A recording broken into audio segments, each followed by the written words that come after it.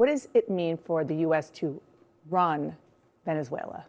Well, who's not running Venezuela anymore is Nicolas Maduro, and that's a great thing, and it's a great day for America and for the people of Venezuela and really the civilized world.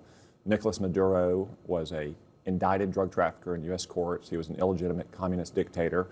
His drugs had killed hundreds of Arkansans, thousands of Americans, and he was in league with anti-American countries around the world like Cuba and Iran or Islamic terrorists. It's a good thing that he's in a jail now in New York City.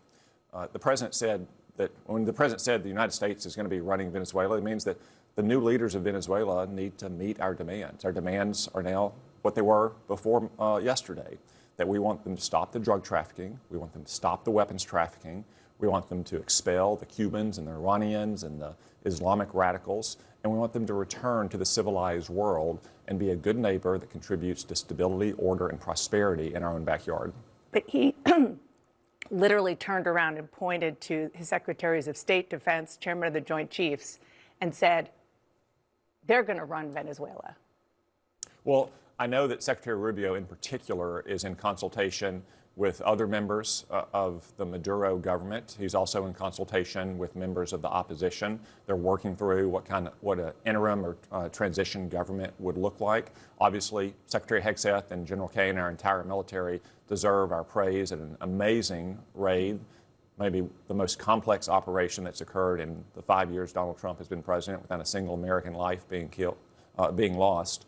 And I think we'll see whether the vice president of Venezuela, who is sanctioned by the United States and many other countries, who is in league and hand-chosen by Maduro, wants to turn over a new leaf. I think we'll see whether or not they're going to let the opposition back into the country and have new elections, which is what the opposition itself wants. So there's still a lot of questions to be answered, but it's a great day that Nicolas Maduro, an illegitimate communist dictator and indicted drug trafficker, is no longer in charge of Venezuela. But I guess the question is, who is right now?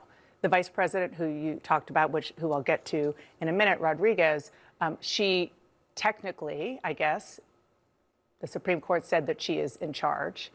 Is she the person that the U.S. does officially recognize as a leader? And then again, I just want to go back to the president of the United States said, we Americans are now in charge, or are now running Venezuela. I mean, that's a big statement.